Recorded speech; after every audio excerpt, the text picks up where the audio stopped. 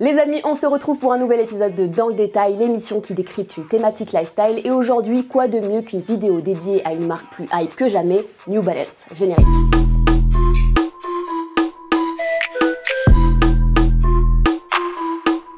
Si vous suivez l'actualité sneakers et streetwear en général, vous le savez, aujourd'hui New Balance fait partie des marques les plus cotées du game. Pourtant, on va pas se mentir, il y a encore quelques années, c'était pas trop ça, la marque a longtemps souffert d'une image un peu has-been. Mais alors comment cette enseigne qui existe depuis plus d'un siècle a réussi à revenir sur le devant de la scène et mettre tout le monde d'accord? Avant de s'intéresser à ce tournant décisif, commençons par la base, petit retour sur l'histoire de la marque. On commence avec une date, 1906, année de création de New Balance par William R. Riley. Mais attention, à l'époque on ne parle pas encore de sneakers mais de chaussures à semelles orthopédiques. Pour la faire courte, William, qui est alors cordonnier orthopédiste de profession, est tranquillement installé dans son jardin en train d'observer ses poules quand il a l'idée du siècle. S'inspirer des pattes ultra stables de cet animal pour créer des semelles intérieures à 3 appuis et donc développer une nouvelle balance. New Balance, vous avez capté. Très vite la marque se fait remarquer, on lui fait confiance pour la qualité et le confort de ses produits. Riley compte alors de nombreux clients. Parmi ceux-ci, on retrouve notamment les pompiers ou encore les policiers du Massachusetts et du Rhode Island. Mais William veut aller encore plus loin et s'intéresser à un nouveau domaine, le sport. Que ce soit running, baseball, boxe, tennis, New Balance est au pied de nombreux sportifs dès 1941. Mais c'est finalement en 1960, alors que le running est en plein essor, que la marque va connaître un véritable tournant avec le lancement de la New Balance Trackster. La première chaussure de course disponible en plusieurs longueurs, bien évidemment, mais également en plusieurs largeurs. Une petite révolution qui fait d'elle la chaussure la plus populaire à l'époque auprès des équipes universitaires. Rien que ça. Fort de ce succès, le but de New Balance est désormais clair. Miser sur ses connaissances et son savoir-faire pour devenir une référence de la chaussure de course. Un objectif que la marque va très vite atteindre avec le lancement de sa New Balance 320 une dizaine d'années plus tard. Alors outre le fait que la paire ait été portée par le vainqueur du marathon de New York en 1975, celle-ci a en plus été récompensée comme la meilleure chaussure de course à pied par le Runner's World Magazine. On part donc sur une sacrée publicité. Bref, là c'est la folie pour New Balance. La marque est partout, elle commence la distribution de ses produits à l'international. En parallèle, elle continue d'innover, elle développe du textile mais également de nouvelles running comme les 620, considérées comme les chaussures de course les plus légères, ou encore les 420 et leurs semelles en mousse. Mais on va pas se mentir, dès les années 80, la concurrence devient de plus en plus rude. New Balance doit alors redoubler d'efforts pour ne pas se faire écraser par des géants comme Nike, Adidas ou encore ASICS. Sa solution? Proposer un produit haut de gamme, entièrement made in USA, loin des sneakers bas de gamme nés de la production de masse proposée par ses concurrents à l'époque. Naît alors de cette réflexion la New Balance 990, une running en cuir et en daim vendue $100.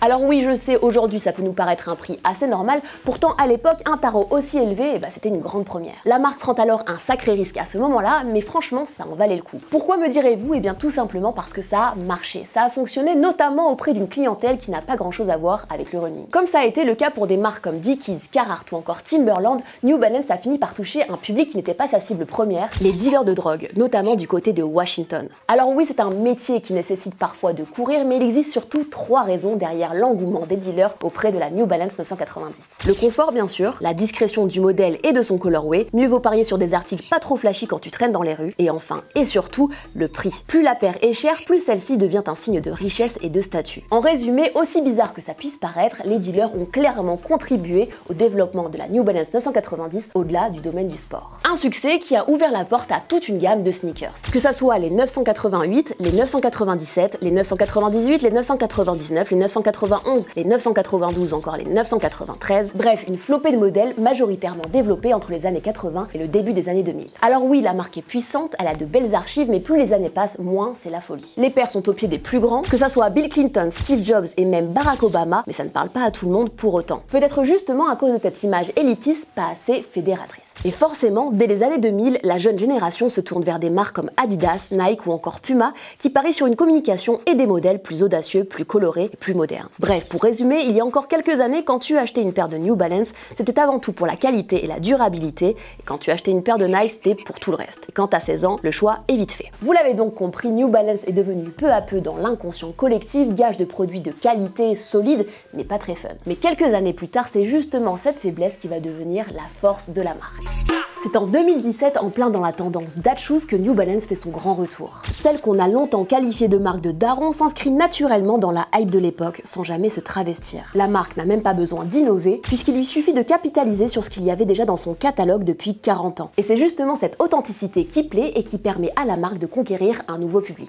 Des darons en Ohio aux mannequins londoniens, tous ont adopté New Balance. Si cette tendance a mis un énorme coup de projecteur sur la marque, celle-ci a eu l'intelligence de profiter de cette exposition pour se réveiller et renouveler son image. On le disait un peu plus tôt, la force de New Balance, c'est la diversité de son catalogue. La marque a de la matière, il lui faut juste les bons outils pour rejoindre les rangs de la hype. La solution? Des collaborations, soit une manière simple et efficace de profiter du buzz d'une marque ou d'une personne pour s'inscrire à son tour dans la tendance. Que ce soit avec Casablanca autour de la 327, Siley Bembury avec les 2002R, Uwewu et le Protection Pack, Joe Freshgood, Joud, Jaden Smith, Paperboy, Ronnie Fag, ces 2 dernières années, New Balance a su s'entourer pour mettre en avant son propre patrimoine. Des archives endormies, sublimées par le regard de créatifs comme Teddy Santis, fondateur des Méléons d'Or, avec qui la marque a notamment collaboré autour de la 550 et qui est nommé depuis 2022 directeur créatif du département Made in USA de New Balance. Des choix judicieux qui fonctionnent, il n'y a qu'à regarder les faits. Aujourd'hui, la collab New Balance et Méléons d'Or se revend 4 fois son prix retail. La New Balance 327 fait partie des sneakers les plus tendances de 2021 selon Lyst, une popularité directement liée au succès de sa collab avec Casablanca. Car oui, le plus fort dans tout ça, c'est que ces alliances permettent de propulser les ventes des modèles hors collab. C'est tout bénef pour New Balance. Vous l'aurez donc compris, entouré de figures montantes du sneakers game et du streetwear, New Balance a su se réinventer ces 2 dernières années. Reste à savoir si la marque continuera à faire les bons choix jusqu'à peut-être un jour détrôner les plus grands. Qui sait?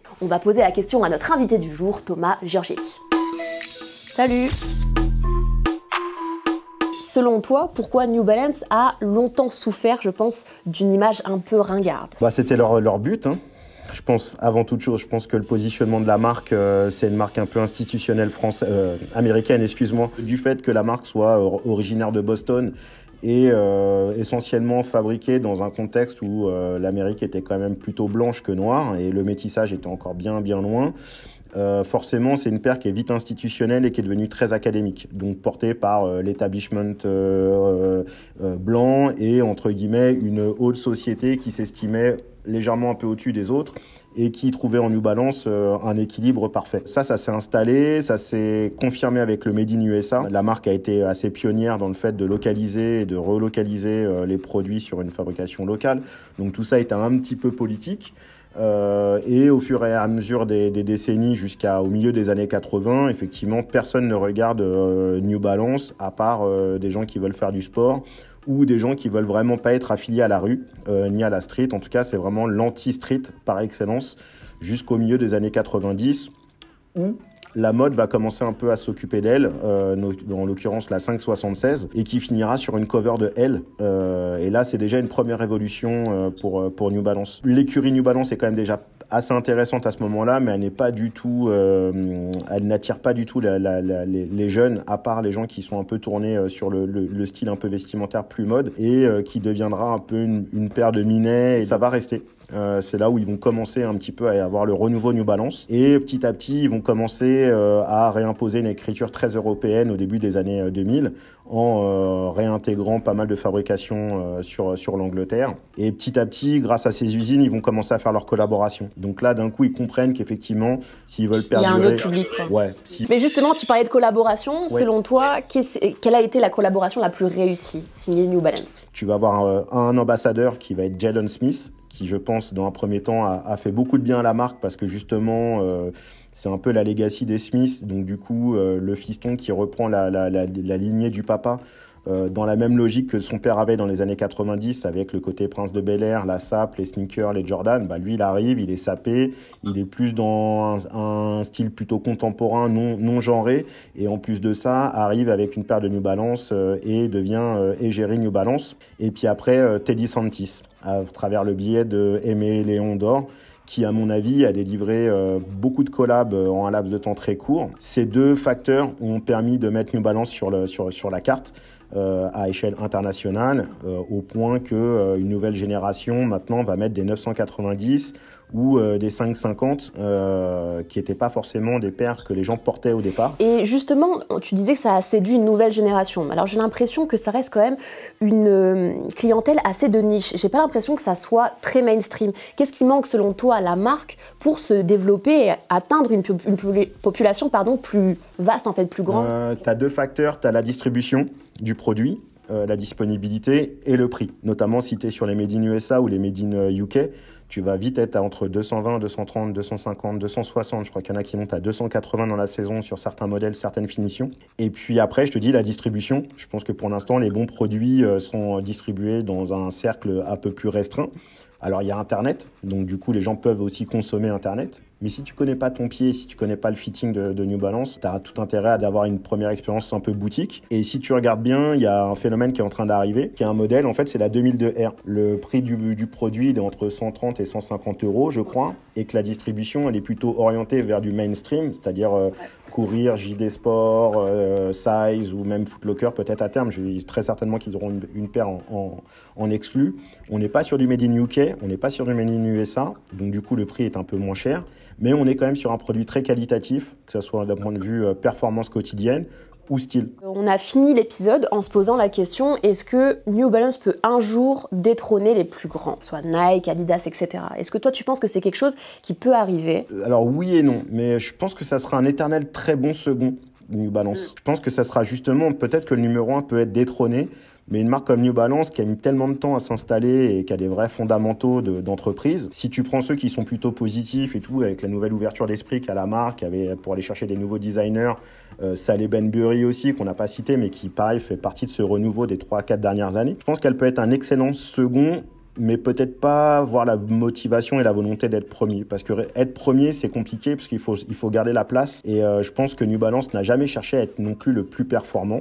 Je pense qu'ils veulent juste rappeler qu'ils sont solides et que c'est une marque solide et qui dure dans le temps. Donc je leur souhaite d'être numéro 2 aussi longtemps qu'ils le souhaitent. Et je pense qu'ils se sont installés, je pense qu'ils vont continuer pendant très longtemps à être présents maintenant, parce qu'ils ont touché toutes les niches de consommateurs. Donc je vois pas pourquoi maintenant tout le monde les abandonnerait. Je suis d'accord avec toi. Très bien, et ben écoute, merci beaucoup Thomas. Et voilà les amis pour cet épisode de Dans le détail. Dites-nous en commentaire ce que vous en avez pensé et si vous êtes vous-même fan de la marque. On se retrouve la semaine prochaine pour un épisode de Shop Ça. D'ici là, prenez soin de vous et soyez stylés. Ciao!